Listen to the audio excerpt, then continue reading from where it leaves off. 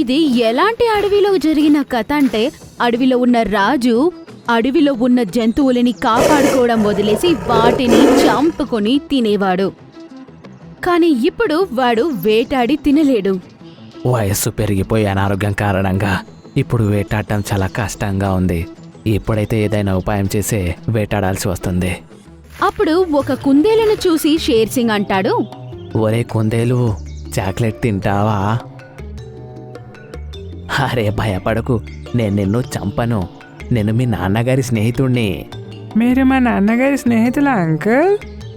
అవును, మేమిద్దరం చాలా మంచి స్నేహితులం. అంకుల్, మీరు మా నాన్నగారిని ఎన్ని రోజుల ముందు కలిశారు చివరిసారిగా? నిన్నే కలిసాం కదా మేమిద్దరము. ఇంకా కలిసి భోజనం కూడా చేశాము. అంకుల్, పొద్దున్నే మీకు నేనే దొరికానా? మా నాన్నగారు చనిపోయి దాదాపు 10 ఏళ్ళు అవుతుంది. అంటే నువ్వు గిరిధారి యొక్క కొడుకువి కావా? అంకుల్, నాకు తెలుసండి, మీరు నాతో అబద్ధం చెప్పి నన్ను దగ్గరికి పిలిచి నన్ను చంపి తినేద్దామని చూస్తున్నారు. కానీ నేను మీకు అంత తేలిగ్గా దొరకను కదా అంకుల్. అలా అని చెప్పి ఆ కుందేలు అక్కడి నుంచి వెళ్ళిపోతుంది. ఆరోగ్యం బాగోలేని కారణంగా నేను ఈ కుందేలును కూడా చంపలేకపోతున్నా. ఇక ఇలాగే కొనసాగితే గనక నేను ఆకలితోనే చచ్చిపోతాను. ఒంట్లో బాలేకుండా చికిత్స కోసం షేర్ సింగ్ ఒక డాక్టర్ని తన గుహకి రమ్మని చెప్పాడు. మహారాజా, మీరు త్వరగా కోలుకోవాలి అంటే ఒక పని చేయాల్సి ఉంటుంది. ఏంటా పని? తొందరగా చెప్పు. ప్రస్తుతానికి మీరు రోజు ఒక రకమైన ప్రాణిని చంపి తింటున్నారు. కానీ ఇక నుంచి మీరు రోజు ఒకే ప్రాణిని భోజనంగా తీసుకోవాలి. అంటే ఏంటర్థం? అంటే మీరు ఉదయాన్నే ఏ ప్రాణిని వేటాడి తింటారో రాత్రి వరకు ఆ జాతి జంతువునే చంపి తినాల్సి ఉంటుంది. కానీ కనీసం 2వ రోజైనా వేరే జాతి జంతువుని చంపి తినొచ్చు కదా నేను? అవును, కానీ మీరు ఆ రోజు అదే జాతి జంతువుని తింటూ ఉండాలి. అప్పుడే మీ ఆరోగ్యం కుదురపడుతుంది. అలా అని చెప్పి డాక్టర్ తనకి ఇవ్వాల్సిన మందులిచ్చి వెళ్ళిపోతాడు. అప్పుడు షేర్ సింగ్ చూస్తాడు, ఒక జింక తన గుహ వైపు వెళ్తూ ఉంటుంది.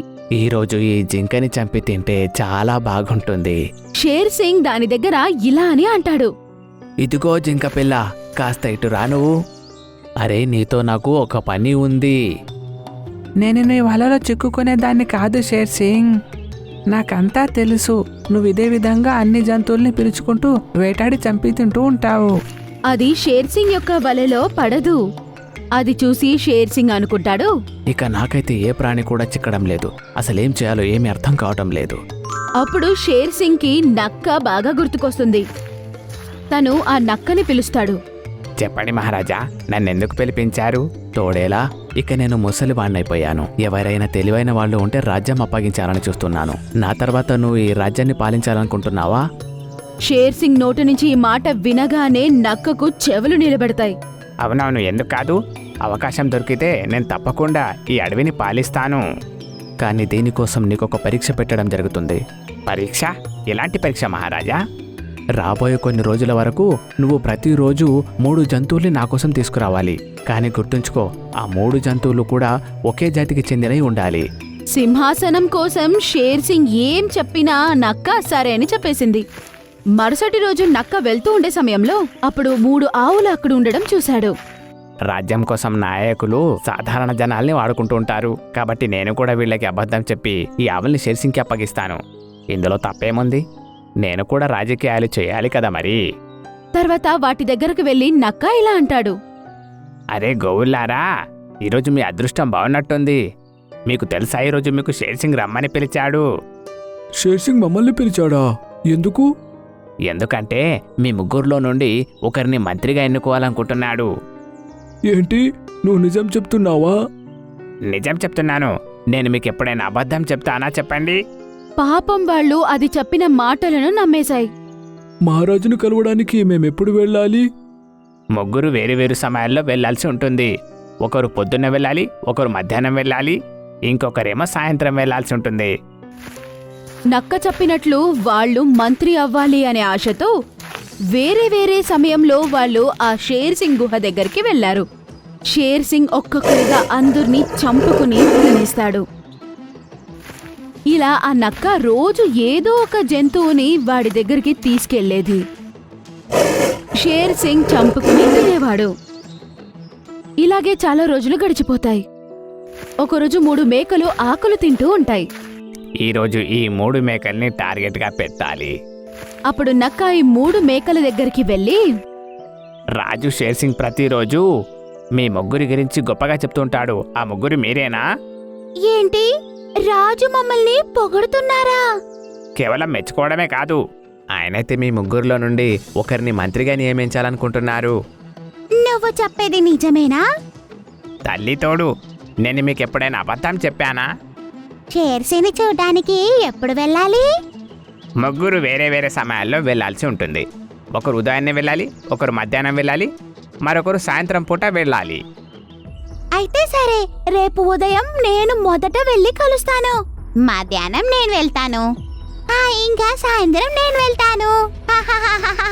ముగ్గురు ఎంత సంతోషపడుతున్నారు. కానీ వీళ్ళకి తెలియదు ఏంటంటే రేపు వీళ్ళు చావుని చవి చూస్తారు అని. తర్వాత నక్క చాలా సంతోషంగా అక్కడి నుంచి వెళ్ళిపోతుంది. రాణి, ఈ నక్క మనల్ని మోసం చేయాలనుకుంటుంది. అదనుకుంటుంది తన మాటలకి మనం పడిపోయామని. కాని వాటికి తెలీదు మన ముగ్గురం వాడి బాబుకే బాబుమని తెలీదు. మహారాజా, ఈరోజు నేను మీకోసం ఒక సంతోషకరమైన వార్త తీసుకొచ్చాను. సంతోషకర వార్త, త్వరగా చెప్పు. మహారాజా, ఇప్పటి వరకు మీరు చాలా మాంసం తిని ఉన్నారు. కానీ రేపు నేను మీకు ఒక వేరే మాంసాన్ని తినిపించబోతున్నాను. వేరే మాంసమా? అవును, రేపు నేను మీకు మేకలు తినిపించబోతున్నాను. వాహ్, మేకలు తింటే నేను త్వరగా కోలుకుంటాను. ఇక మీరు కోలుకోగానే నన్ను మంత్రిగా చేయడం మర్చిపోబాకండి. తప్పకుండా, ఎందుకు మర్చిపోతాను? మరుసటి రోజు ఉదయం రాణి షేర్సింగ్ దగ్గరికి వెళ్తుంది. మహారాజ్కి జై హో. మహారాజా, నక్క చెప్పింది మీరు నన్ను మంత్రి చెయ్యాలని అనుకుంటున్నారని. అవును, నా దగ్గరికి రా, నేను నిన్ను దగ్గర తీసుకొని అభినందనలు తెలియజేస్తాను. అప్పుడు ఆ మేక రాజు దగ్గర ఇలా అని అంటుంది. మహారాజా, ఆ నక్క అబద్ధం చెప్తుందని నాకు బాగా తెలుసు. మీకు మంత్రినవ్వడానికి నన్ను పంపించలేదు, మీకు ఆహారాన్నవ్వడానికి నన్ను పంపించాడని తెలుసు. మేక మాటలు విని రాజు షాక్ అయిపోతాడు. కాని మహారాజా, మీరు నన్ను చంపాలనుకుంటే ఆలోచించకుండా చంపేయండి. కాని నన్ను చంపితే మీ ప్రాణానికే హానికరం. నా ప్రాణానికి ప్రమాదమా? అదేలా? ఈ మధ్య నాకు ఒంట్లో బాలేకుండా అయిపోయింది. అది నిజంగా చాలా పెద్ద వ్యాధి. మీరు నన్ను తింటే ఆ వ్యాధి మీకు వచ్చేస్తుంది. అలా అని రాణి మేక అన్న వెంటనే రాజు ఆలోచిస్తాడు. నాకు అనారోగ్యం పాలవడం ఇష్టం లేదు, నువ్వు వెళ్ళొచ్చు మేక. కాని ఆ మేక వెళ్లే ముందు రాజు దగ్గర ఇలా అని చెప్పేసి వెళ్తుంది. మహారాజా, కాని మీ రోగానికి చికిత్స నా దగ్గరుంది. కాని ఆ పరిష్కారం ఏంటో రేపు చెప్తాను. అలా అని రాణి చెప్పి అక్కడి నుంచి వెళ్ళిపోతుంది. మధ్యాహ్నం సమయం ప్యారీ మేక రాజు దగ్గరకు వచ్చింది. మహారాజ్కి జై హో. చెప్పండి మహారాజా, నేను మీకు ఎలా సహాయం చేయాలి? నేను నిన్నిక్కడికి ఎందుకు పిలిపించానో నీకు కూడా తెలుసా? మహారాజా, మీరు నన్ను చంపుకుని తినాలనుకుంటున్నారు. తెలిసి కూడా నువ్వు వచ్చావా? కానీ మీరు నన్ను చంపలేరు కాబట్టి. నేను నిన్ను చంపలేనా? అదేలా? నా జాతకంలో రాసుంది నన్నెవరైనా చంపుకుని తింటే వాళ్ళ మృత్యు ఏర్పడుతుంది అని. అది విని షేర్సింగ్ ఇంకా చాలా భయపడతాడు. అంటే నువ్వు శపించబడ్డ మేకవా? నేను నిన్ను చంపను, నువ్వు వెళ్ళొచ్చు. అలా అని చెప్పి ఆ ప్యారి మేక అక్కడి నుంచి వెళ్ళిపోతుంది. అది వెళ్తూ వెళ్తూ షేర్సింగ్ దగ్గర అదే మాట అంటుంది. షేర్సింగ్, మీ రోగానికి చికిత్స నాకు తెలుసు, కానీ ఆ చికిత్స ఏంటో నేను మీకు రేపు చెప్తాను. ఆ మేకలు రెండు వెళ్తూ వెళ్తూ అదే మాట చెప్పి వెళ్తుంది. అందుకు షేర్సింగ్ ఆలోచించడం ప్రారంభించాడు. 2 మేకలు కూడా వెళ్తూ వెళ్తూ ఇదే మాటని చెప్పి వెళ్ళాయి. ఇంతకి విషయం ఏముంటుంది? రాత్రివేళ దులారీ షేర్సింగ్ దగ్గరికి వచ్చి ఇలా అంటాడు. మహారాజా, నన్ను త్వరగా తినేయండి, లేకపోతే మీకు చాలా పెద్ద కష్టం వస్తుంది. ఎలాగైనా చనిపోవాలి అని అనుకున్న ఈ మేకని చూసి రాజు ఇలా అని ఆలోచిస్తాడు. వేరే జంతువులు నా ముందు ప్రాణభిక్ష కోరుకుంటాయి, కానీ ఈ మేక మాత్రం నన్ను చంపమని కోరుతుందేంటి? ఇంతకి విషయమేంటి? మహారాజా, నాకు దయచేసి మంచిది చెయ్యండి, నన్ను త్వరగా తినేయండి. దయచేసి నన్ను చంపకు తినేయండి. చూడు మేక, నువ్వు చావడానికి ఇంత తొందర ఎందుకు పడుతున్నావు? ఇంతకి విషయమేంటి? మహారాజా, నాకొక మహర్షి చెప్పారు, ఏ ప్రాణి నిన్ను చంపుకుని తింటుందో నువ్వు వచ్చే జన్మలో అదే ప్రాణిగా జన్మిస్తావు అని. అంటే నువ్వు వచ్చే జన్మలో సింహంలా పుడతావా? ఇంకా నన్ను చంపుకు తినేవాళ్ళు నా అవతారం ధరిస్తారు అని. అంటే నేను మేకలా మారిపోతానా? అవును మహారాజా. అయితే నేను నిన్ను చంపను. ఎందుకోసం అంటే నేను రాబోయే జన్మలో మేకలా పుట్టదలుచుకోలేదు. అయితే నేను వెళ్ళొచ్చా? ఆ, వెళ్ళు. ఈసారి దులారి వెళ్ళేటప్పుడు కూడా అదే మాటని చెప్పి వెళ్తుంది. మహారాజా, నీ అనారోగ్యానికి నా దగ్గర చికిత్స ఉంది, కానీ ఆ చికిత్స గురించి నీకు నేను రేపు చెప్తాను. ఈ మేక కూడా వెళ్తూ వెళ్తూ అదే మాట చెప్పి వెళ్ళింది. ఇంతకి విషయమేంటి? మరుసటి రోజు షేర్ సింగ్ ఈ ముగ్గురు కోసం వెయిట్ చేస్తూ ఉంటాడు. అప్పుడు వాళ్ళు ముగ్గురు అక్కడికొచ్చారు. నేను ఇప్పటివరకు మీకోసమే వేచి ఉన్నాను. అయితే చెప్పండి మేకలు, నా ఆరోగ్యం బాగుపడ్డానికి మీరు చెప్పిన చికిత్స ఏది? మహారాజా, నువ్వు ఆరోగ్యంగా ఉండాలంటే నువ్వు తినాల్సింది నక్క మాంసం, మా మాంసం కాదు. అవును మహారాజా, మీరు నక్క మాంసం తింటూనే మీరు ఆరోగ్యంగా మారిపోతారు. మీరు నక్క మాంసం తినకపోతే త్వరగా మీరు దేవుడి దగ్గరికి వెళ్ళిపోతారు. లేదు, నేను త్వరగా చచ్చిపోదలుచుకోలేదు. నేను ఈ రోజు ఆ నక్కని చంపి తినేస్తాను. సరే మహారాజా, మేము వెళ్ళొస్తాము. వాళ్ళు చాలా బుద్ధివంతంగా రాజునే మోసం చేసి అక్కడి నుంచి వెళ్ళిపోయారు. ఇంకా నక్కని చావుకి దగ్గర చేశారు. ఆరోగ్యవంతంగా మారిన రాజు ఆ ముగ్గురిని వాళ్ళ మంత్రిగా మార్చుకున్నాడు. అడవిలో రాధ అని పేరు గల మేకపిల్ల తన తల్లితో ఉండేది. ఒకరోజు అవి రెండు గడ్డి మేస్తుండగా హఠాత్తుగా వాటి ముందు ఒక చిరుత వస్తుంది. రాధా, రాధా, పారిపో! రాధా భయపడుతూ వెళ్ళి పొదల్లో దాక్కుంటుంది. ముసలి మేక, నీ కూతురునైతే నువ్వు పంపించేశావు. నువ్వు ఇక్కడి నుంచి తప్పించుకోలేవు. చిరుత దాడి చేసి ఒక్కసారిగా రాధ తల్లిని చంపేస్తుంది. ఆహ్! ఆహ్! పొదల్లో దాగి ఉన్న రాధ తన తల్లిని చిరుత చేతుల్లో చంపుతుండగా చూస్తుంది. తన కళ్ళల్లో దుఃఖం నిండిపోయింది. నా తల్లిని ఆ దరిద్రుడు చంపేశాడు. ఇంక నేను అనాథని. రాధ ఏడుస్తూ తన ప్రాణాలు కాపాడుకుంటూ అడవిలోకి వెళ్ళిపోతుంది. అక్కడ చిరుత మాంసపు ముక్క తీసుకొని నది వైపుకు వెళ్తుంది. మొదటి మంచి మాంసాన్ని తిని ఆకలిని తీర్చుకుంటాను. తర్వాత చల్లటి నీరుని తాగి నా దాహాన్ని తీర్చుకుంటాను. కొద్దిసేపట్లో చిరుత ఆ మాంసము తినేస్తుంది. ఆ తరువాత చిరుత నదిలోని నీటిని త్రాగసాగింది. హఠాత్తుగా నదిలో నుండి నల్ల పొగ వచ్చింది.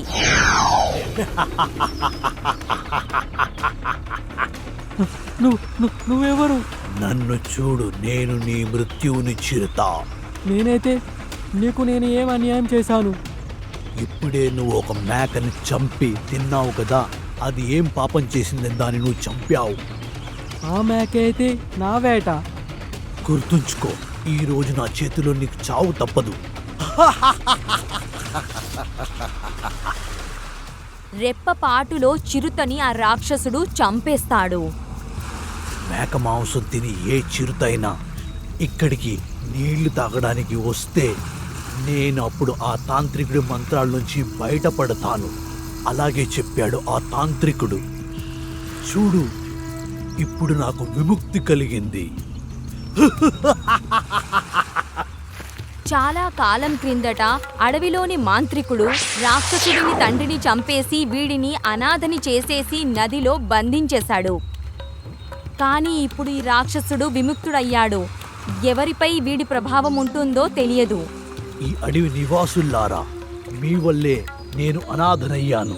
మీ వల్లే ఈ నదిలో నేను చాలా సంవత్సరాలుగా ఖైదీలా జీవించాను. అందుకే మీ అందరిని నేను శిక్షించబోతున్నాను.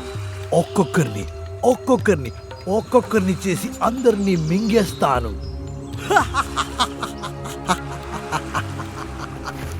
అక్కడేమో మేకపిల్ల రాధ ఒంటరిగా అడవిలో తిరుగుతూ తిరుగుతూ ఏనుగు దగ్గరికి చేరింది. ఏనుగన్నా, నేను ఒంటరి మేకని. ఈ లోకంలో నాకంటూ ఎవరూ లేరు. దయచేసి మీ ఇంట్లో నాకు కొంత చోటిచ్చి నాకు రక్షణ కలిగించు. మేక, నేను నీ బాధని అర్థం చేసుకోగలను. నాలో బలమైతే ఉంది, కానీ ఇప్పుడైతే నాకు వయసు లేదు. అందుకనే నేను నిన్ను ఇప్పుడు కాపాడుకోలేను. నన్ను క్షమించు. రాధ నిరాశతో అక్కడి నుండి వెళ్ళిపోతుంది. దారిలో తనకు ఒక జింక కనిపిస్తుంది. జింక పిన్ని, ఒక చిరుత నా తల్లిని నా కళ్ళ ముందే చంపేసి నన్ను అనాథని చేసేసింది. మీరు మీ ఇంట్లో నాకు కొంత చోటు ఇస్తారా? నాకు బాధగా ఉందమ్మా, కానీ నీకు ఎలాంటి సహాయం చేయలేను. ఒక స్త్రీ అయ్యుండి ఒక తోటి చిన్న పిల్లకు మీరు సహాయం చేయలేరా పిన్ని? తల్లి, అడవి ప్రపంచం నువ్వు అనుకున్నట్టు కాదు. ఇక్కడ ఎవరు ఎవరికి సహాయం చేయరు. ఎవరి ప్రాణాలు వాళ్లే కాపాడుకోవాలి. నన్ను క్షమించమ్మా. రాధ నిరాశతో సహాయం దొరుకుతుందన్న నమ్మకంతో ముందుకు వెళ్తుంది. నేను సహాయం కోసం వెంటనే రాజా దగ్గరికి వెళ్తాను. సహాయం దొరుకుతుందన్న నమ్మకంతో రాధ షేర్ సింగ్ దగ్గరికి వెళ్తుంది. మహారాజా, నేను ఒక ఒంటరి మేకపిల్లని. నా తల్లిని ఒక చిరుత చంపేసింది. నువ్వు పుట్టింది బలి అవ్వడానికి, అది గుర్తుంచుకో. మేము జన్మించింది వేటాడడానికే పుట్టాము మేము. నువ్వు ఎవరి ఫిర్యాదైతే తీసుకొని ఇక్కడికి వచ్చావో వాడు నా సొంత తమ్ముడు. చిరుత మీ పిన్ని కొడుకా? కేవలం చిరుతే కాదు, పులి, మిగతా అన్ని మృగాలు మేమంతా అన్నదమ్ములవుతాం. ఇది కూడా నీకు తెలియదా? క్షమించండి మహారాజా, నేను ఇక్కడికి ఎవరి ఫిర్యాదు తీసుకుని రాలేదు. నేను కేవలం శరణు కోరి వచ్చాను. నువ్వు ఒక మేకవై ఎలా ఆలోచించావు ఒక సింహంతో పాటు జీవితం గడుపుదామని? నాపై దయ చూపండి మహారాజా. నేను నీకు ఈ జీవితం నుంచి ముక్తి మాత్రమే ఇవ్వగలను, సహాయం కాదు. నువ్వు జీవించాలనుకుంటే ఇక్కడి నుంచి వెళ్ళిపో. రాధ ఇక్కడి నుండి కూడా నిరాశతో వెళ్ళిపోతుంది. ఎలాగో అలాగా తన ప్రాణాలను కాపాడుకుంటూ ఆ అడవిలో జీవిస్తూ ఉంటుంది. అలాగే కొన్ని రోజులు గడుస్తాయి. అక్కడేమో నదిలో నుండి రాక్షసుడు విముక్తిని పొంది అడవిలో విధ్వంసం చేస్తున్నాడు. అడవిలో మాంత్రికుడు రాక్షసుడి తండ్రిని చంపేశాడు. ఇదంతా మనసులో పెట్టుకొని రాక్షసుడు ఏ జంతువునైనా వాటి తల్లిదండ్రులతో చూస్తే ఆ క్షణాన్నే ఆ తల్లిదండ్రుల్ని చంపేసి ఆ జంతువుని ఒంటరిదాన్ని చేసేసేవాడు.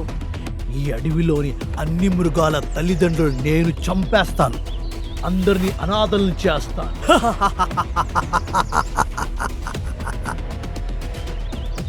అడవి మొత్తం భయభ్రాంతులైపోయింది.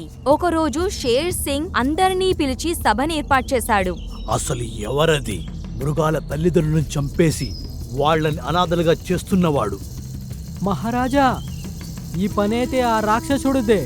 కొన్ని సంవత్సరాల క్రితం మన తాంత్రికుడు ఆ రాక్షసుడిని ఆ నదిలో బంధించాడు కదా, మరేంటి అతను విడుదలైపోయాడా? అవును మహారాజా, అతను అనుకుంటున్నాడు మనం తనని అనాథుణ్ణి చేశామని. అందుకుని అడవిలో ఉన్న అన్ని జంతువుల తల్లిదండ్రులను చంపుతున్నాడు. ఇది చాలా చింతించవలసిన విషయం. మనం మామూలు మృగాలం, కానీ వాడు రాక్షసుడు. వాణ్ణి ఎదుర్కోవడం అంత సులువైన విషయం కాదు. ఇప్పుడు మన పరిస్థితి ఏంటి? ఒక మాట చెప్పరా మహారాజు గారు? చెప్పు. మనం ఆ మాంత్రికుడిని సహాయం అడుగుదాం. ఏ మాంత్రికుడైతే తనని బంధించాడో. నువ్వు నా మనసులో మాటని చెప్పావు. నిజంగా నువ్వు ఒక తెలివైన నక్కవి. అప్పుడే జంతువులంతా కలిసి ఆ మాంత్రికుడి దగ్గరికి వెళ్తాయి. బాబాగారికి వందనాలు. ఏంటి, ఆ రాక్షసుడు బందీ నుంచి విడుదలైపోయాడా? మీరైతే అంతర్యామి బాబా, ఆ రాక్షసుడు మళ్ళీ తిరిగి వచ్చాడు. కానీ నేను మీకు ఇప్పుడు ఎటువంటి సహాయము చెయ్యలేను.